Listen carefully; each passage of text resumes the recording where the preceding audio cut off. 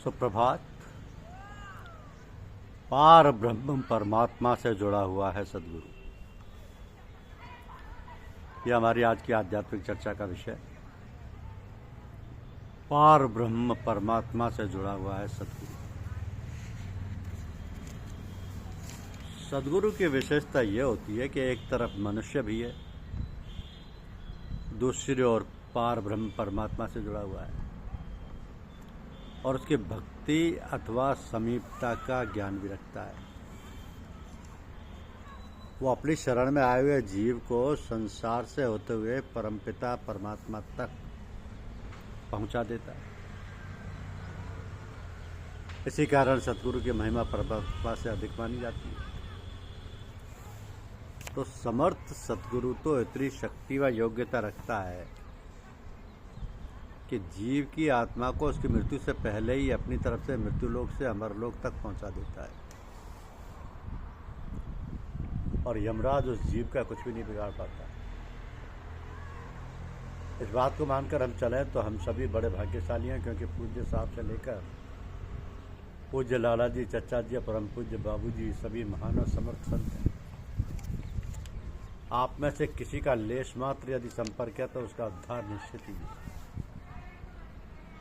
हमारे पथ प्रदर्शक परम पूज्य पूर्ण अवस्था को प्राप्त करके मौन रूप से हम सभी के कल्याण में तत्पर हैं।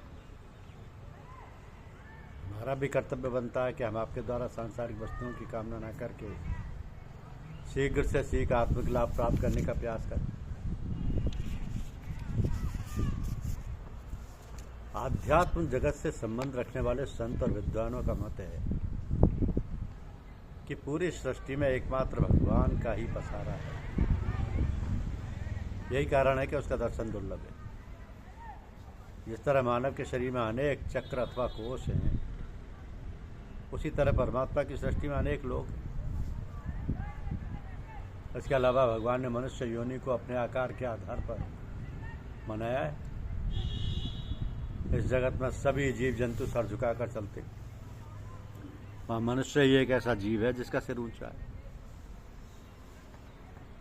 हमारी साधना शरीर के चक्रों से होकर गुजरती है और धीरे धीरे परमपिता परमात्मा की शक्ति अथवा उसके आनंद की अनुभूति होने लगती है। तो अंत में शरीर के सभी चक्रों अथवा कोषों में परमात्मा का प्रकाश अथवा आनंद फैल जाता है। तब मानव भी परमात्मा की तरह शांत व आनंद से भरपूर हो जाता है। इस तरह पूर्ण मिलन होने पर जीव भी सृष्टि संचालक हो जाता है। तो साधना में लीन साधक एक महान शांति अथवा आनंद का अनुभव करने लगता है। इसी कारण हमारी साधना अंतर्मुखी होती है। इस साधना में एक सतगुरु का प्रमुख सहारा होता है। सतगुरु वो है जिसने पहले से ही भगवान से अपना नाता रखा है। वो साधना में साधक को सभी तरीके से संभाल कर ब्रह्म तक पहुंचा देता है। तो संसार में प्रकृति के दो रूप प्रधान हैं, जिसके आधार पर सृष्टि की रचना होती है। विज्ञान के आधार पर दो वस्तुओं का मिलन तीसरी वस्तु को जन्म देता है। तो परब्रह्म की शक्ति माया से मिलती है तो जीव का जन्म होता है, बिछड़ने पर विनाश होता है। साधना में स्थूल सूक्ष्म से कारण पैदा होता है। इसी आधार पर जन्म और मृत्यु आधारित है। तो एक और परमानंद है, दूसरी ओर नरक का प्रभाव है। फिर आगे न स्वर्ग है न नरक है, सामान्य स्थिति है। यही अवस्था मन में उतरती रहती है। पृथ्वी पर जन्मे सभी जीवों का यही आधार बनता है। तो संसार में जीव को जन्म देने वाली दो ही शक्तियां हैं, एक माता और एक पिता। परमात्मा की दया कृपा से ना तो पिता का कुछ घटता और ना माता का। 9 माह के उपरांत बच्चे का जन्म होता है। वो बच्चा सीधा अपने पूर्व जन्म के संस्कार और किए गए कर्मों का विवरण लाता है और जन्म में अपने माता पिता के गर्भ में किए गए संस्कारों का भी प्रभाव ले लेता है।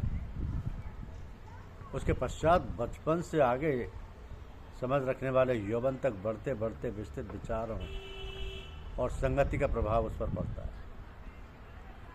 तो उसकी दशा माया से लदे हुए जीव की होती है। पूर्व जन्म में उसने भक्ति की थी परमात्मा की दया से। परमात्मा की दया से मुलाकात एक सतगुरु से हो जाती है और उसको इस जन्म में भी प्रभु की भक्ति करने का बड़ा सहारा भी मिल जाता है। छुटकारा भी मिल जाता है। तो उपासना में सबसे बाधक अहंकार का आ जाना है, और अहंकार जीव को उसके इष्ट से अलग करता है। वह नम्रता और दीनता सदैव कल्याण पथ की ओर ले जाती है। वहीं तो रामायण में अहंकार के दो रूप हैं, एक रावण तो दूसरा है रावण। महाराज राम ने रावण को तो जीत लिया, परंतु रावण के सामने राम और लक्ष्मण की भी शक्ति निष्फल हो गई। रावण राम और लक्ष्मण को अपने पाताल लोक ले जाकर उनकी बलि चढ़ाने में लग जाता है। वहाँ एक राम भक्त हनुमान ही राम लक्ष्मण को बचा पाते हैं, और हनुमान वो है जिसने अपना सर्वस्व भक्ति में पूर्ण रूप से समर्पित कर रखा है। पल पल उसका रूप राम में ही है, इसी को सच्चा समर्पण कहते हैं। तो साधक जब सब कुछ अपने इष्ट को सौंपता है तो अपने इष्ट में समाकर उसी की शक्ति को प्राप्त करता है। भक्ति का महान आधार बन जाता है। रावण के प्रभाव से अच्छे जीव नहीं बच पाते। एक साधक ने हमारे महान परम पूज्य लाला जी से ये कह दिया कि आप कितने महान और सुंदर हैं। तो परम पूज्य लाला जी तुरंत उस सभा से उठकर अंदर कमरे में चले गए। कुछ देर बाद बाहर आकर उस आदमी से यही कहा कि भाई आपने काश हमारे गुरुदेव को देखा हो। जीव की जब प्रशंसा होती है वह रावण के बस में होकर भक्ति मार्ग से भटक जाता है। उसके दीनता और समर्पण पर अहंकार का पर्दा पड़ जाता है। समाज में तो इसको शुभ मानते हैं। राजा जनक की संत सभा में महाराज अष्टावक्र ने बहुत ही संक्षिप्त भाषा में अध्यात्म विद्या का इतना ही कहकर पूर्ण ज्ञान राजा जनक को करा दिया कि पलट दो इस दुनिया को। आज जिस जीव की प्रशंसा होती है तो वह अपने आप को मैं समझ कर प्रसन्न होता है, परंतु भक्ति मार्ग में इसका विरोध हो जाता है। भक्ति मार्ग में इसका विरोध होता है।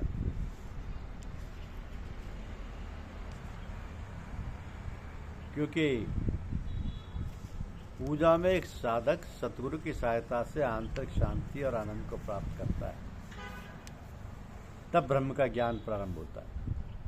और आंतरिक शांति साधक को बाहरी सुख शांति की असलियत का आभास करा देती है। बुद्ध जी ने भी अपार शांति को पाकर घर वापस आए। बुद्ध जी अपनी पत्नी और बच्चों को लेकर जिन की सेवा में लग गए। तो सतगुरु की दया कृपा से